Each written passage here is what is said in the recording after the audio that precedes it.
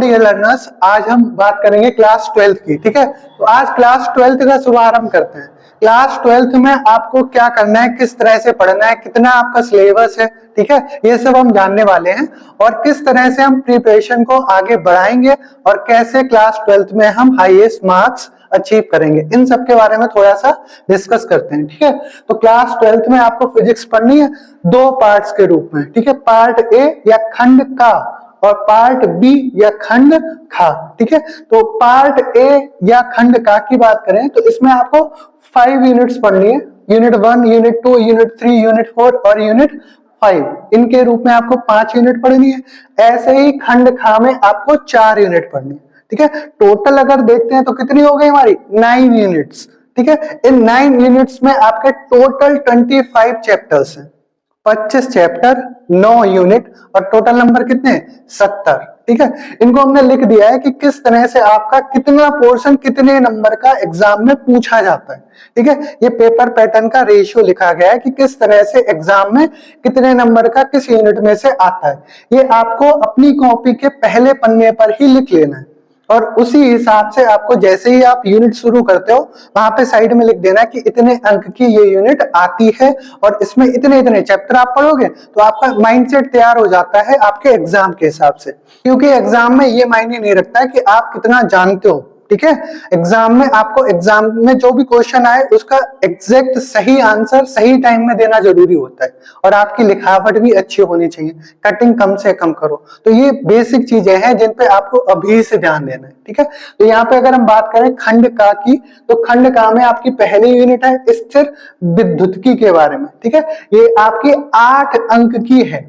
ये आपकी यूनिट कितने नंबर की है 8 अंक की। इसमें बहुत सारे चैप्टर्स आप पढ़ोगे, आवेश के बारे में पढ़ोगे, कूलाम का नियम है, बहुत सारी चीजें हैं जिनके बारे में डिटेल में हम तब पढ़ेंगे जब हम ये यूनिट शुरू करेंगे। और ऐसे ही आपकी यूनिट 2 है धारा विद्युत, ये हमारी 7 अंक की आती है। ठीक है, ऐसे ही यूनिट 3 है हमारी धारा का चुंबकीय प्रभाव तथा चुंबकत्व, ये भी हमारी 8 अंक की आती है। ऐसे ही यूनिट 4 है हमारी वैद्युत चुंबकीय प्रेरण तथा प्रत्यावर्ती धाराएं, ये हमारी 8 अंक की आती है। और यूनिट 5 है हमारी वैद्युत चुंबकीय तरंगे, ये हमारी यूनिट 4 अंक की आती है। टोटल अगर आप काउंट करोगे तो 8, 7, 8, 8, 4 ये हमारी 35 हो जाएगा। टोटल हमारा कितना 35 अंक का खंड का से आना ही आना है। इतने चैप्टर्स जो भी होंगे हमारे उनमें से 35 नंबर का पक्का आएगा। ठीक है, तो उसी हिसाब से आपको तैयारी करनी है कि हमारी यूनिट 1 जो है वो हमारी 8 अंक की है, तो उस हिसाब से आपके बहुविकल्पीय भी आएंगे, अति लघु उत्तरीय भी आएंगे, लघु उत्तरीय भी आएंगे और दीर्घ उत्तरीय भी आएंगे और उन्हीं में से हमारे आंकिक प्रश्न भी आएंगे, उसी रेशियो में आएंगे। ठीक है, तो इस हिसाब से आपको सारी चीजें पढ़नी, छोड़ोगे कुछ भी नहीं। ठीक है, तो ये हमारा खंड का हो गया। ऐसे ही अगर हम खंड खा की बात करें तो खंड खा में यूनिट फर्स्ट जो है हमारी यूनिट 1 वो प्रकाशिकी है, ये 13 अंक की आती है। बहुत बड़ी यूनिट है, इसमें 9 चैप्टर्स हैं। ठीक है, तो आपको बहुत अच्छे से पढ़नी है। ये हमारी सबसे बड़ी यूनिट है और बहुत इजी है। क्लास 10th में आपने बहुत सारी चीजें प्रकाश के बारे में पढ़ी होंगी, परावर्तन, अपवर्तन, ये सब आपने बेसिक चीजें पढ़ी होंगी। ठीक है, इनके नियम, ध्रुवण, ठीक है, और सूक्ष्मदर्शी, दूरदर्शी, ठीक है, मानव नेत्र, ये बहुत सारी चीजें हैं जो आप ये यूनिट के अंदर आप चैप्टर्स के रूप में पढ़ोगे। ठीक है, तो ये आपकी 13 अंक की है, इसको तो आपको छोड़ना ही नहीं है, बहुत अच्छे से पढ़ना है। ऐसे ही यूनिट 2 है हमारी द्रव्य और द्वैत प्रकृति, ये हमारी कितने अंक की है 6 अंक की। ठीक है, ऐसे ही यूनिट 3 है हमारी परमाणु तथा नाभिक, 8 अंक की। और अगली यूनिट है हमारी यूनिट 4 इलेक्ट्रॉनिक युक्तियां, ये भी हमारे कितने अंक की है 8 अंक की। टोटल आप काउंट करोगे तो 35 अंक होंगे। ठीक है, इसमें कुछ यूनिट्स ऐसी होंगी जिसमें 1 या 2 चैप्टर्स होंगे।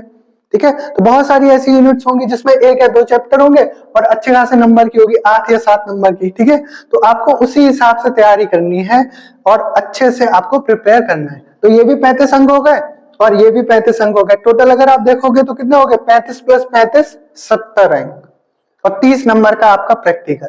उसके लिए बिल्कुल भी घबराना नहीं है, 70 अंक आपके हाथ में होते हैं।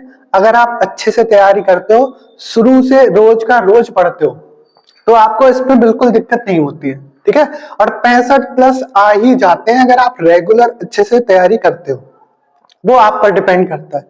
ठीक है। और 65 नंबर अगर आपके इधर आ जाते हैं और आपका कॉलेज कैसा भी हो, ठीक है, 30 में से 15 नंबर तो आपको मिलते ही मिलते हैं कॉलेज की तरफ से, और बाकी एग्जामिनर के हाथ में होते हैं 15 नंबर। उसमें से आपका वाइवा अगर अच्छा होता है, आपने प्रैक्टिकल किए होते हैं कॉपी पे और चेक होते हैं आपके, तो आपको अच्छे खासे नंबर मिल जाते हैं, 25 प्लस भी मिल जाते हैं। तो इतना आपको डरना नहीं है, ठीक है। सबसे ज्यादा आपको काम करना है यहाँ पे, इन दोनों पे, ठीक है। तो प्रैक्टिकल के लिए ज्यादा टेंशन अभी से मत पालो, वो तो लास्ट की बात है, ठीक है। जैसा माहौल होगा वैसा आपको काम करना है, ठीक है। आप समझदार हो कि कॉलेज में आप किस तरह का माहौल होता है, किस तरह से प्रैक्टिकल में नंबर मिलते हैं, किस तरह से प्रैक्टिकल्स कराए जाते हैं, आप सब जानते हो, ठीक है। तो आपको ध्यान कहाँ देना है, थ्योरी वाले नंबर्स पे, ठीक है। क्लास 12th में आज आपका पहला दिन है, और पहले दिन पे आपका माइंडसेट क्या होना चाहिए, आपको सिलेबस के बारे में थोड़ा सा पता हो कि सिलेबस में हमको क्या क्या चीजें पढ़नी है, कितने नंबर का कहाँ से आता है, ठीक है, और कितने दिन में हमें अच्छे से तैयारी करनी है। आपको पता है कि आपके एग्जाम नेक्स्ट अगर साल देखें तो आपके फरवरी तक हो जाते हैं एग्जाम, ठीक है। तो आपके पास ज्यादा ऐसा टाइम नहीं है कि आप पढ़े रहो, बिल्कुल पढ़ो ही मत, फिर आपकी एकदम से तैयारी हो जाएगी, ऐसा कुछ नहीं होगा। और आप एक बात ध्यान रखना, ये पेपर जैसे ही आपका हम शुरू करेंगे पहली यूनिट से, ठीक है, तो धीरे धीरे धीरे क्या करोगे आप, शुरू में तो पढ़ने का मन होगा, बीच में आप गैपिंग कर दोगे, चीजें फिर छोड़ना शुरू कर दोगे, फिर वो चीजें आपकी इकट्ठी हो जाएंगी, और ऐसा होगा आपका पहला पेपर पूरा पढ़ा दिया जाएगा और आपका तैयार नहीं होगा। ये आपके सामने समस्या आएगी।